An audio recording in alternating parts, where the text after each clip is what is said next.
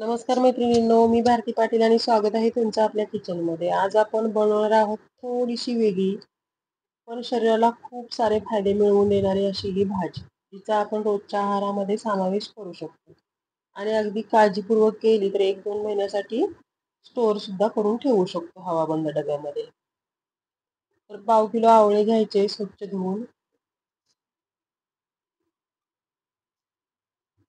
आणि यांना नुसत्या वाफेवरती वाफवून घ्यायचे.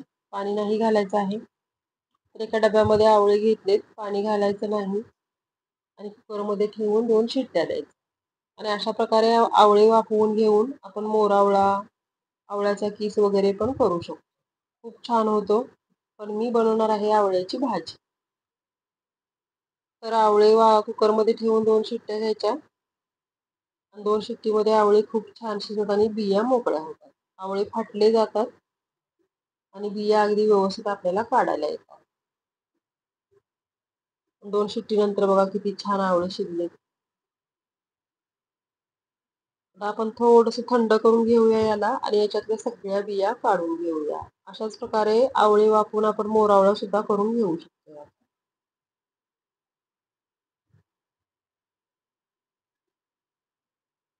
खूप छान भाजी तयार होते आणि भाजीसाठी फार तामझाम सुद्धा करावा लागत. अगदी मोजक्या साहित्यामध्ये खूप छान अशी रसरशीत भाजी तयार होते. बिया काढून झालेत. आता आपण गॅसकडे जाऊया. गॅसवरती कढई ठेवायची. गॅसची फ्लेम एकदम स्लो ठेवायचे. 2 छोटे चमचे तेल घालायचे. तेल गरम झालं की त्याच्यामध्ये घालणार आहोत आपण हे 5 जिन्नस. त्याच्यामध्ये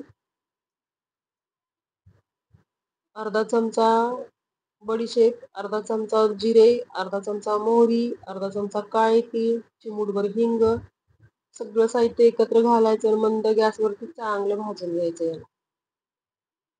मोहरी तडतड द्यायला लागली की त्याच्यामध्ये वाफवलेले आवळे घालायचे.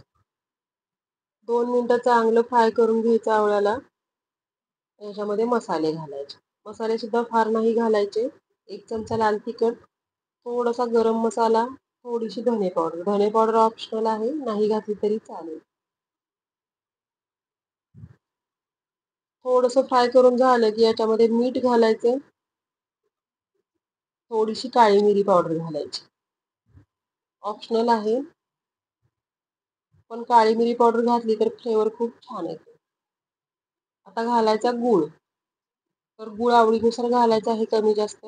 मी इथे अर्धी वाटी गूळ पावडर घातली आहे. साधा गूळ घातला तरी चालेल.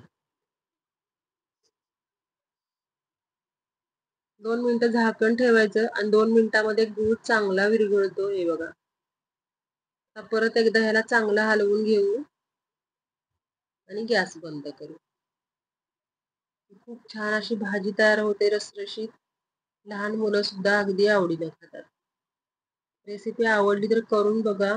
चॅनलला सबस्क्राईब करा, लाईक, शेअर आणि कमेंट करा. आता भाजी आपली झालीये. गॅस बंद करूया आणि झाकण ठेवून 2 मिनिटं हिला अशीच ठेवून देऊया. 2 मिनिटानंतर आपली अशी भाजी तयार झालीये. तुम्ही बघू शकता किती छान भाजी तयार झाली आणि रसरशीत भाजी तयार